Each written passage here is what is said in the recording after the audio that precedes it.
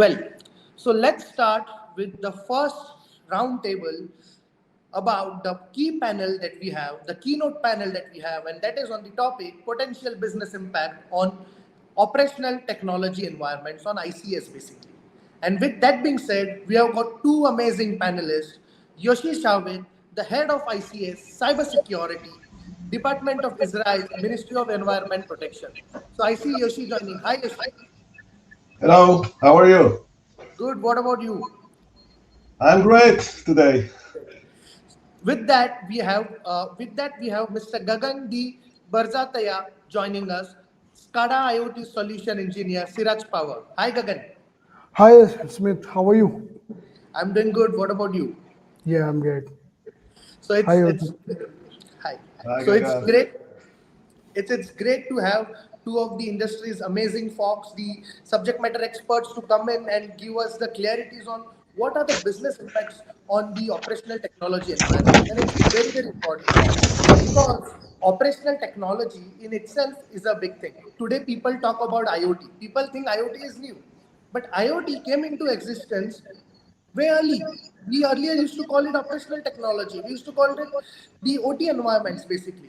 So with that, I'm basically going to come into Yoshi and Kagan, and I'm going to ask them various concerns that I see in this in this particular in this basically the overall segment of the operational technology, and what are the major challenges that we can basically solve.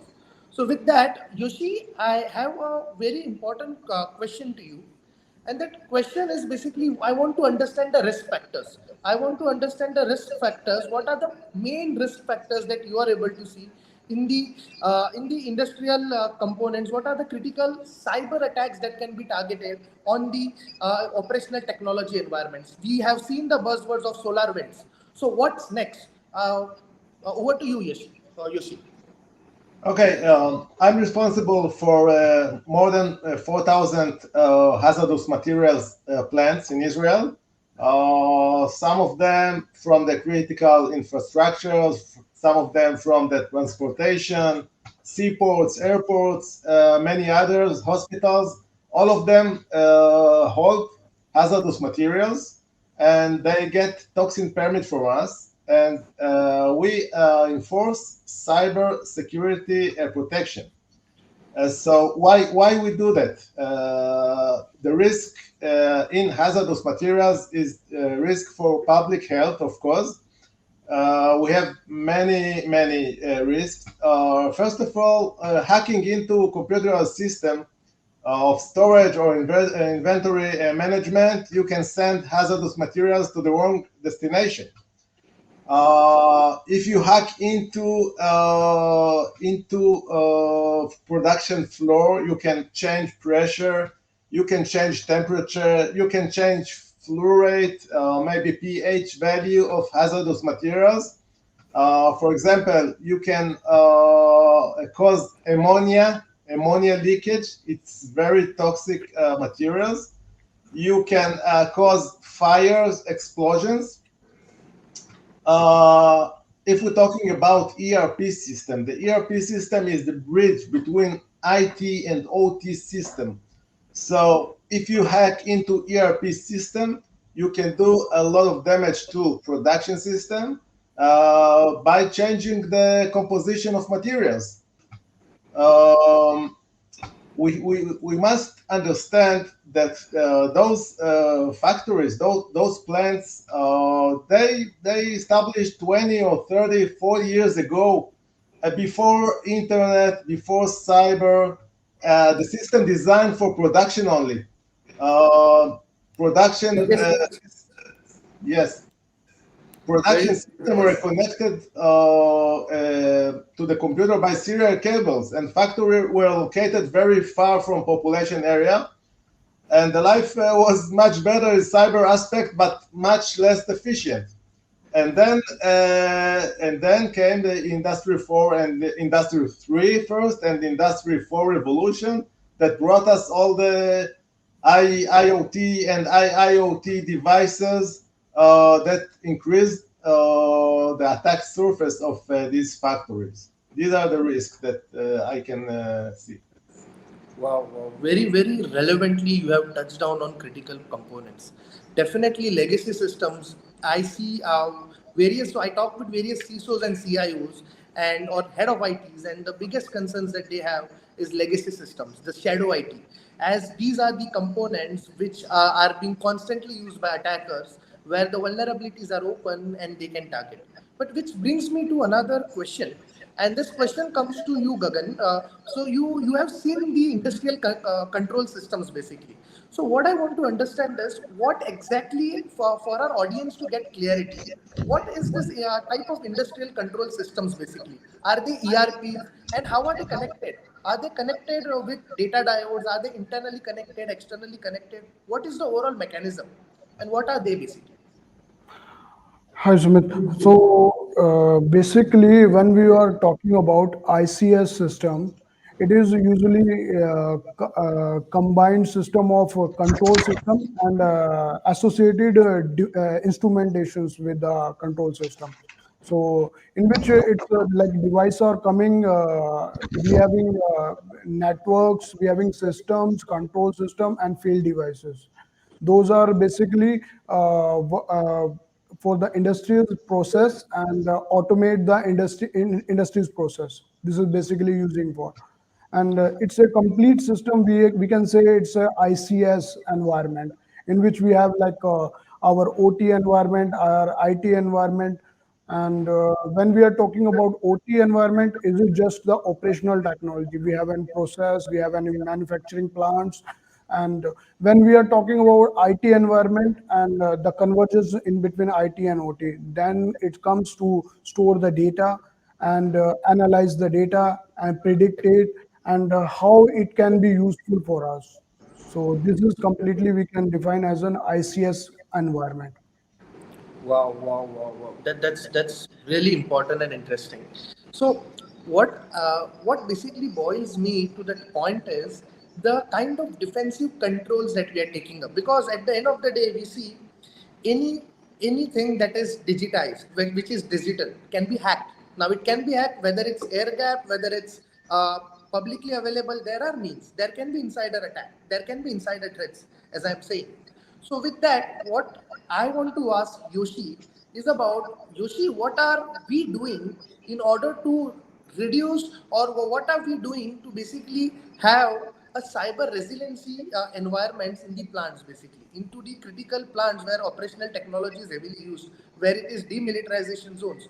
So what are we doing to basically have cyber resiliency? How can we have a proper structure in which we have incident response, we have proper plan of action in order to be strong enough if there is an attack, we are prepared. So what is that strategy? How are we cyber resilient? So we actually came with two good news for the not only Israeli economy but all over the world can share it.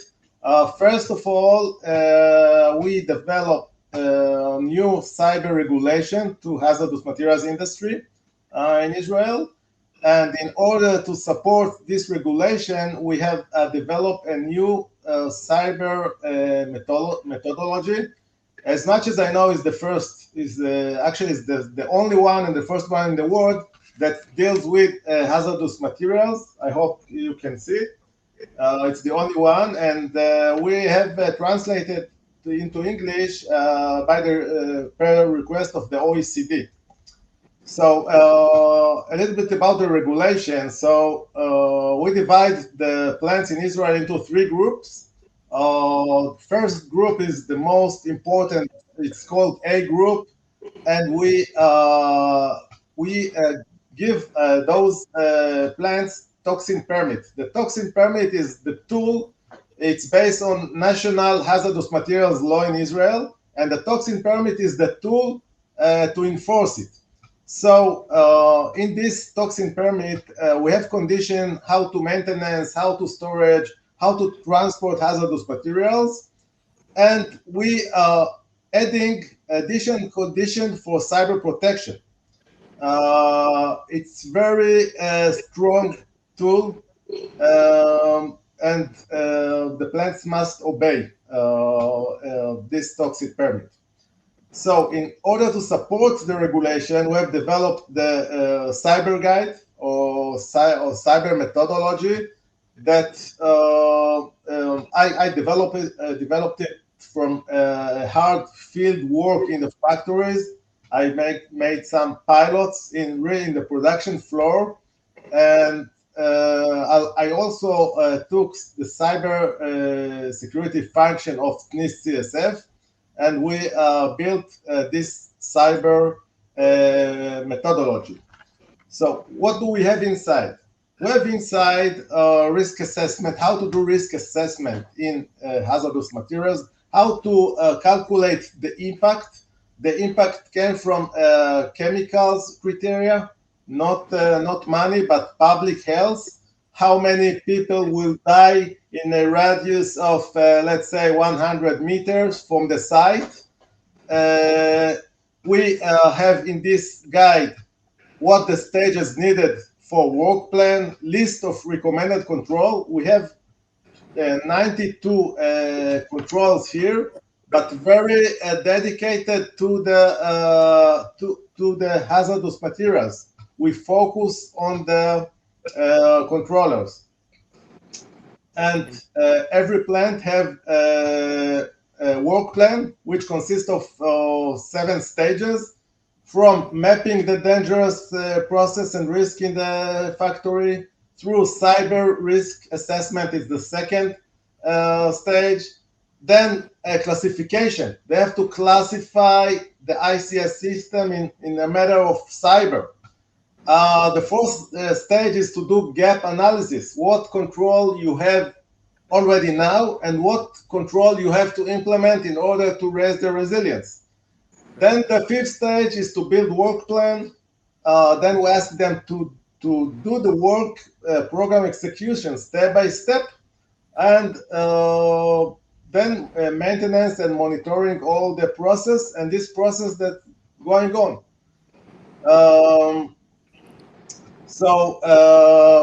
Since we started with this regulation, we have almost 140 plants inside this regulation, and I must say that it's looks very good, much better than it was before.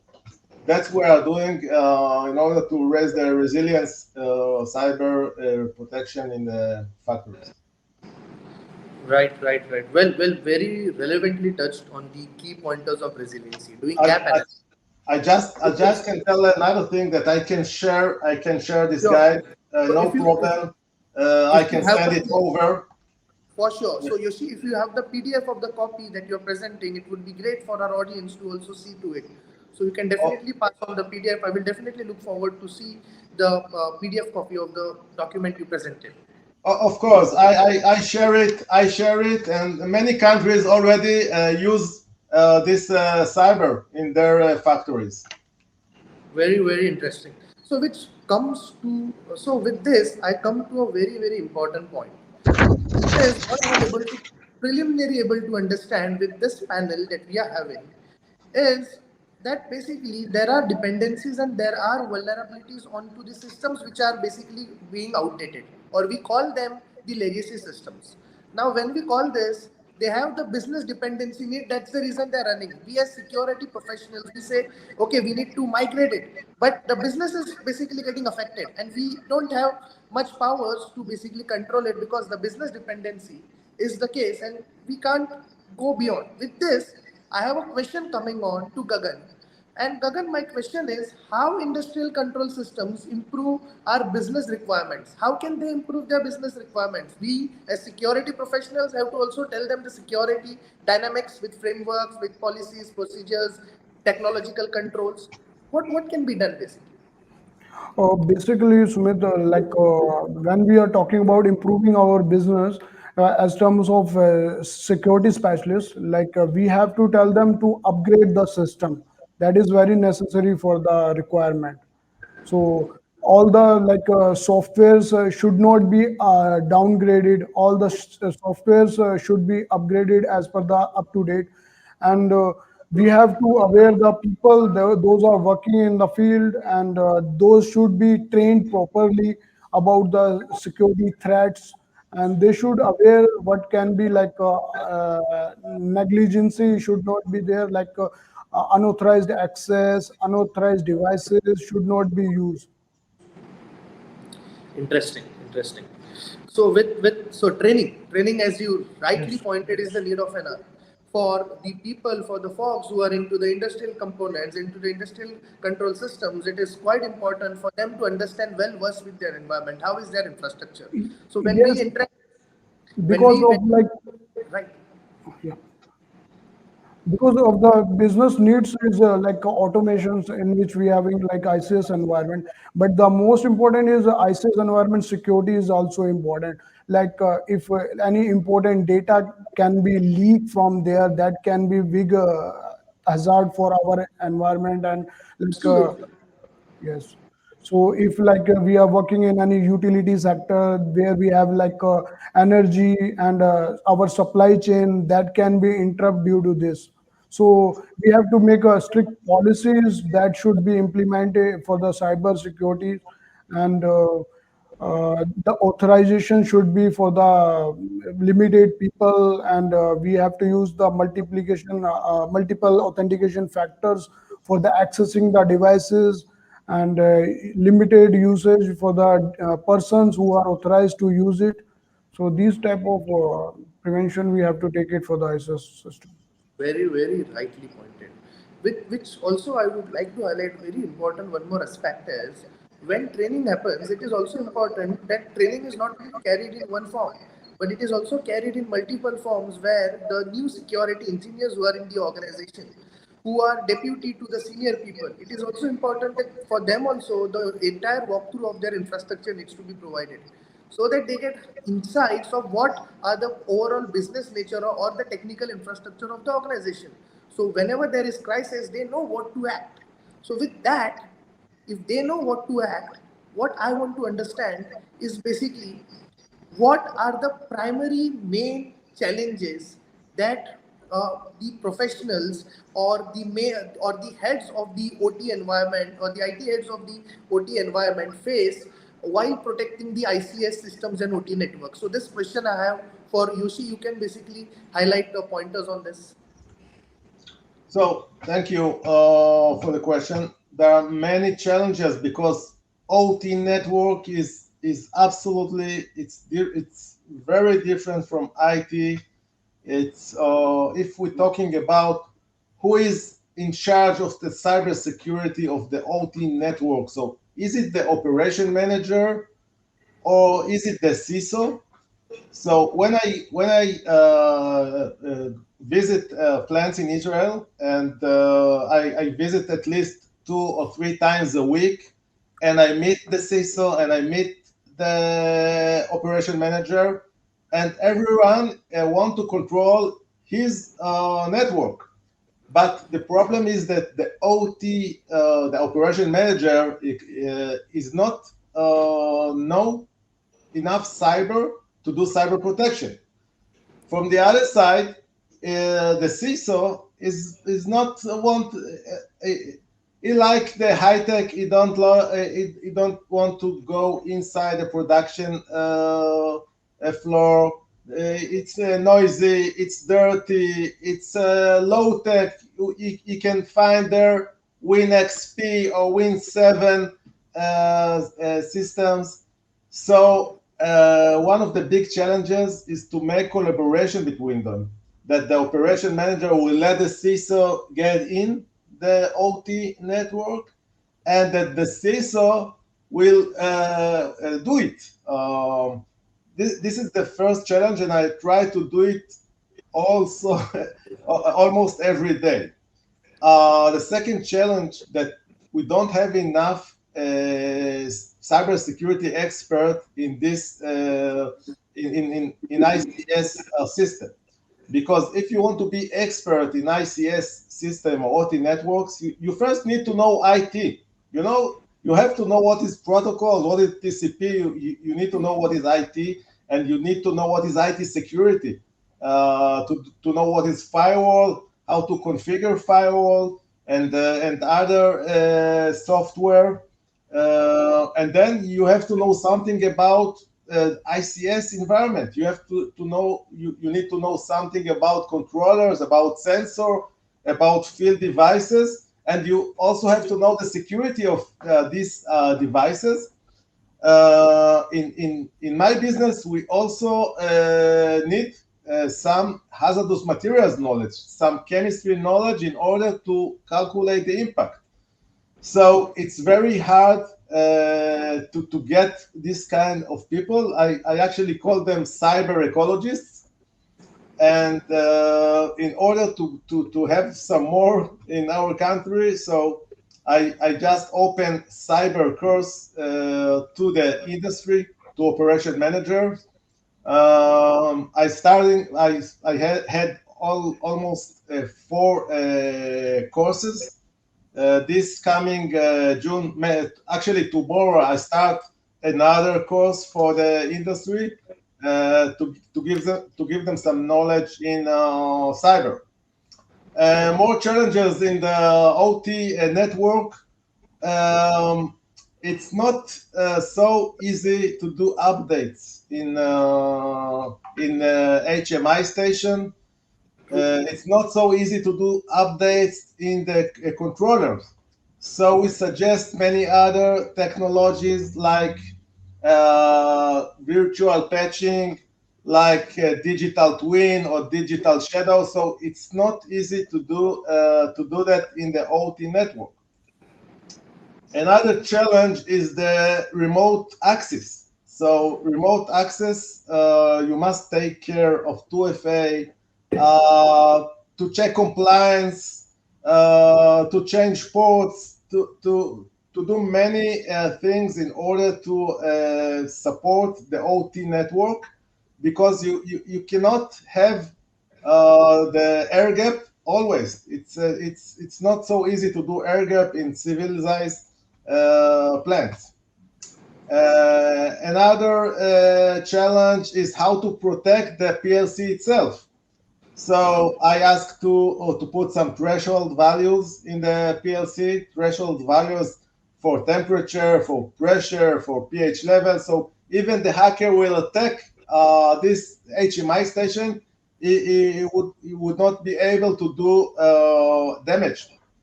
Isolate the PLC from the network, and you can apply a lot of built-in protection of the PLC. And the last one is, of course, supply chain. Supply chain actually is the weak link of the chain of this factory. So we must take care for the supply chain of this factory as well. Very, very rightly pointed the concern. So, a very interesting point you raised, Yoshi. And that point is very important, and that is about updates. Pushing updates, it's not for CISOs or for security IT heads, or when we are on panel discussions, it's quite easy for us to say pushing updates. But as you mentioned, it's really difficult to push updates on controllers, on micro dependencies, as the entire stack can go down, the production line can go down if a single update is causing a particular other dependency, some sort of issue which is resulting in a dependency error. And that brings me to a very, very important question to Gagan. Basically, Gagan, you have practiced the art of understanding the key problems from the SCADA and IoT side. And with that, what I want to understand is that in this scenario, it's not only the OT team who's responsible, but it's the collaboration. And the collaboration will happen with OT and IT team. So how is it the collaboration happening, and why the collaboration needs to be strengthened between the OT and IT team? Uh, Over to you, Gagan. Yeah. Smith, thanks for the question. Actually, when we are talking about OT, it's operations technology, and in which we have in process.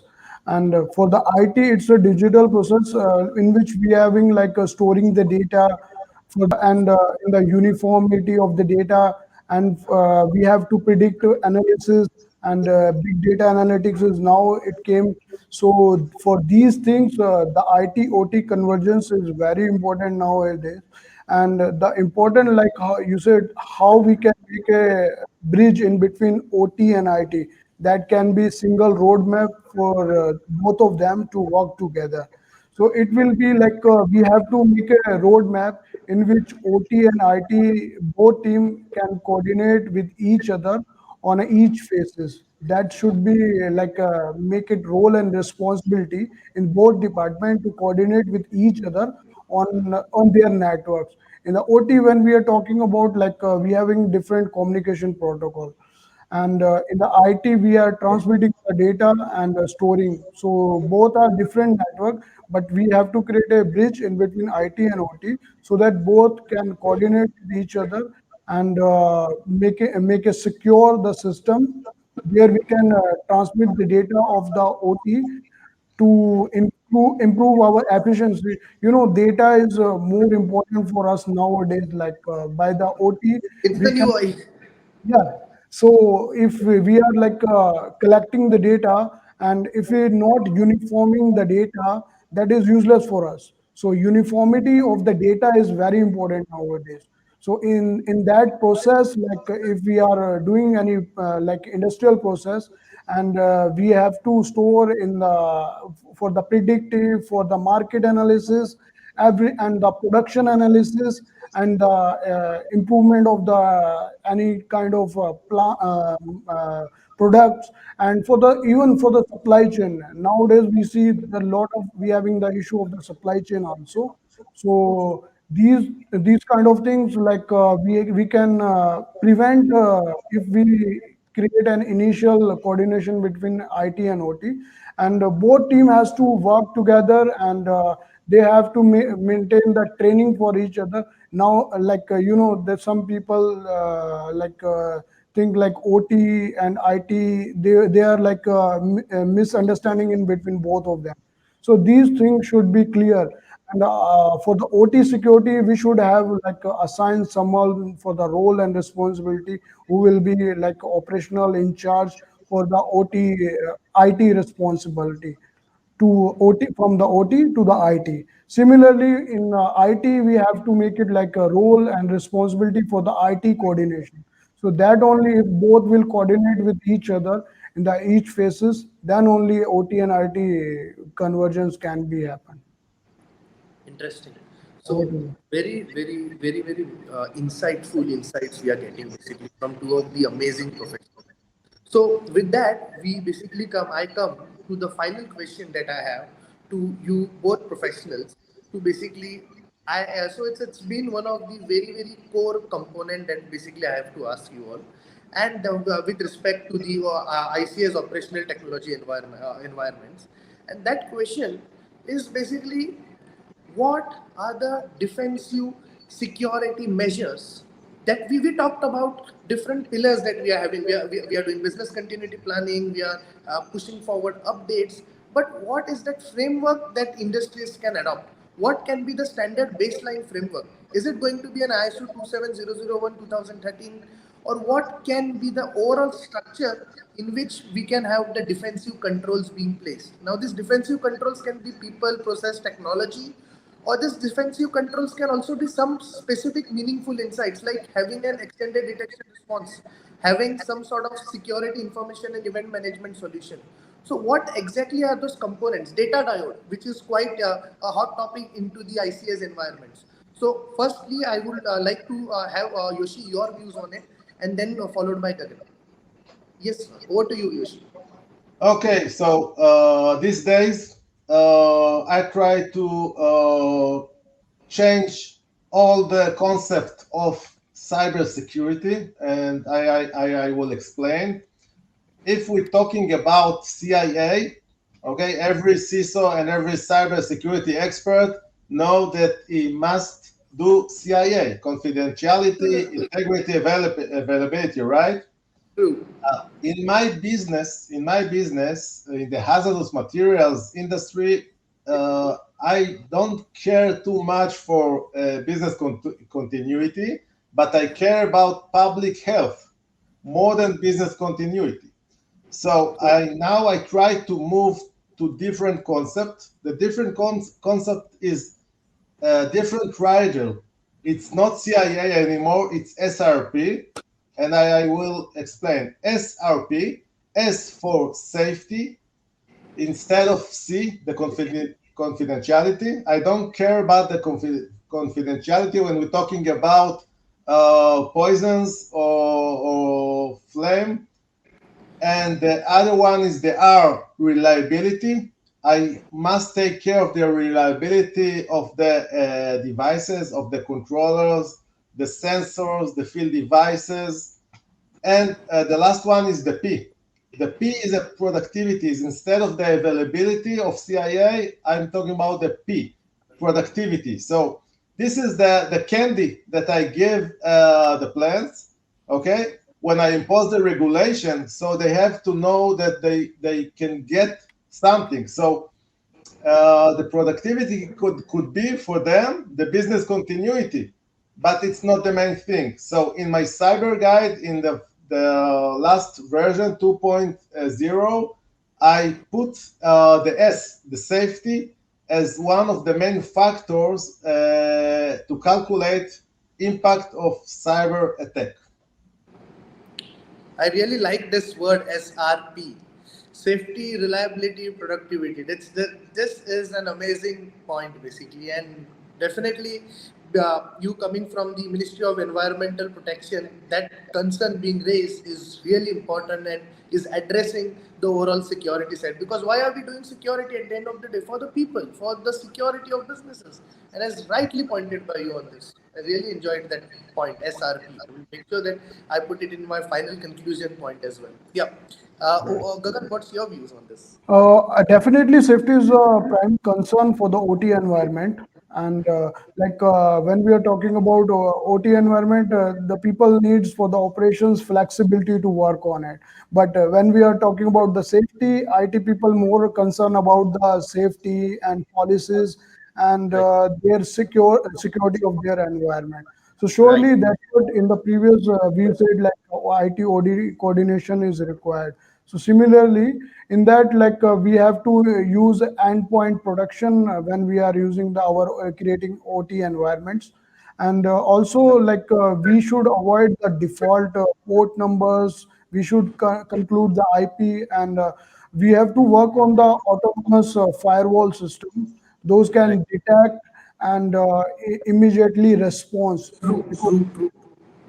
So with that, basically, rightly pointed, Gagan, the overall protection, the core technical side, blocking ports, filtering it, firewall hardening, really, really important.